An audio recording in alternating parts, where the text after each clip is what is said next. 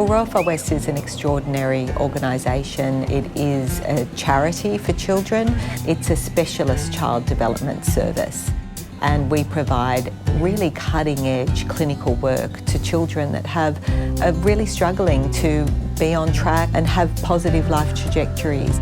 The positive influence this place had on so many thousands and it's not just the child, but you can just tell the effect on the whole family, and it's very special. That's how I see the Far West, to be a gentle, sensitive, but also caring place for our families. It's a lifeline to the communities that I live in because it gives us the opportunity to have children who need help with mental, behavioural or developmental issues. No distance too far is what we used to say and what Stanley Drummond used to say. If there is a child in the country regions in need, we will find a way for them. All of those wraparound supports for that child, for that family, for that local school, nothing else exists like that. Stanley Drummond had an operation and he's recuperating on the beach back in 1924. He had recently been appointed the superintendent of the Far West mission in Cobar. He said what the kids in the country need is a holiday by the sea. He then went back to Cobar, brought down 30, 35 kids. And my grandfather, who had a little hospital around here, and he saw them, and most of the kids obviously had the sandy blight, the eye disease. And he said that, you know, these kids need medical attention. And he got talking to Drummond, and the concept of the Royal Far West Health Scheme developed from there. In that moment, something really special was created, and there's a great quote which I absolutely love where he said to Stanley Drummond, "You look after their souls and I'll look after their bodies." He had a couple of hospitals in Manly. The matron in one of his hospitals was Elsie Hill, who then took over as matron of this hospital in the Far West. Elsie Hill had such an incredible influence on this really becoming a health scheme. She opened out her home here in Manly. And she was a caring woman. In fact, I knew her well enough to say she used to babysit me. Children unable to play as other youngsters do find plenty to interest them here. The kids that they started looking after had congenital deformities. And my grandfather just rang up the top specialist in town, and we knew to come and fix that kid. So the kids got the top service at the time, and the organisation developed a reputation that it was one of the best medical services around. Later years in the war, the polio epidemic came in, and the Far West, they were the obvious place to come and treat kids with polio, and that developed as such. The splint making and all the history in the 50s and the 60s when the epidemic was on, it was one of the most renowned places in the world for treating polio in kids. This is the Pilliga scrub country of the Northwest. Without the aid of the Far West scheme, many babies would not survive. When we couldn't actually reach kids, Stanley Drummond appealed to the New South Wales government to give us some railway carriages. The sisters live in this carriage apartment on a train that provides a mobile clinic to visit the young mothers who live hundreds of miles from the nearest baby health centre. Our dentists used to get in a car and travel for 5,000 kilometres around the state doing mobile dental clinics in, an outback humpy.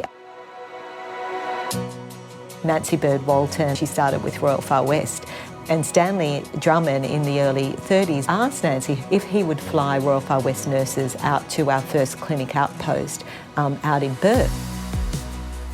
Stanley Drummond went out the bush and set up all the branches. I remember in 1961, and there were 301 branches from country towns in New South Wales. I'm president of the Dubbo branch. Well, actually, I married into the Drummond family. My father-in-law, Norman Drummond, brother of Stanley Drummond, was chairman for 40 years. Our branch has been functioning for approximately 88 years, and I have been a member for 65. These branches have raised millions and millions of dollars for us over the years. My favourite story was Betty Musicek in Parks, who raised single-handedly about $2 million. They even had their own radio show.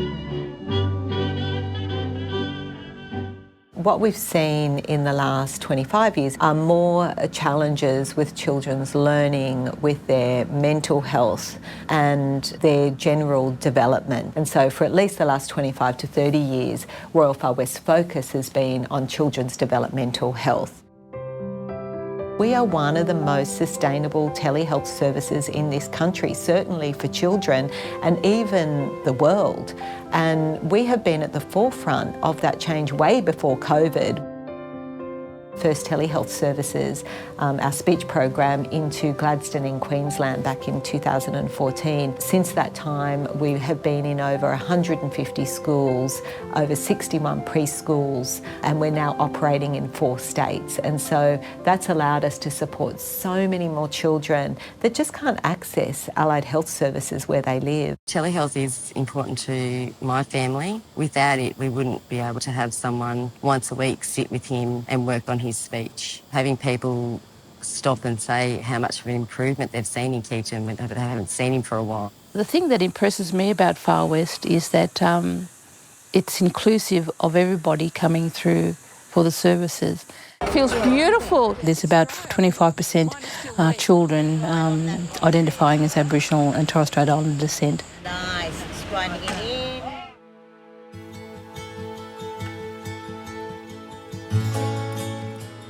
Fitzroy Crossing is 4 hours inland from Broome in the Kimberley region, very remote. At the time, the highest incidence of fetal alcohol spectrum disorder in the world.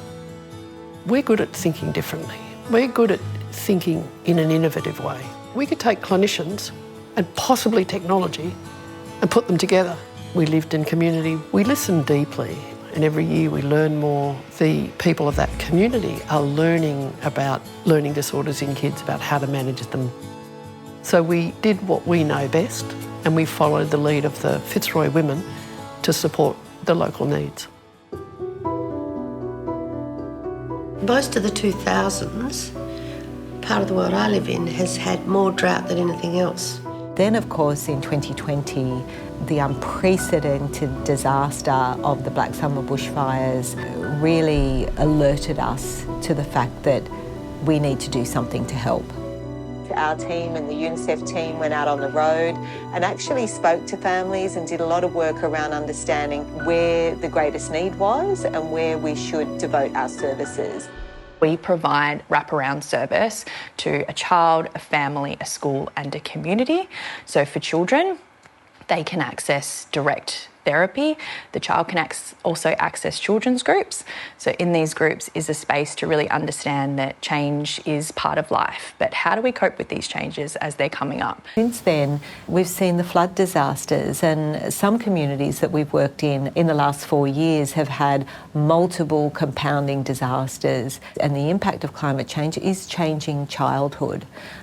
So, you know, we're really at the front line of that work.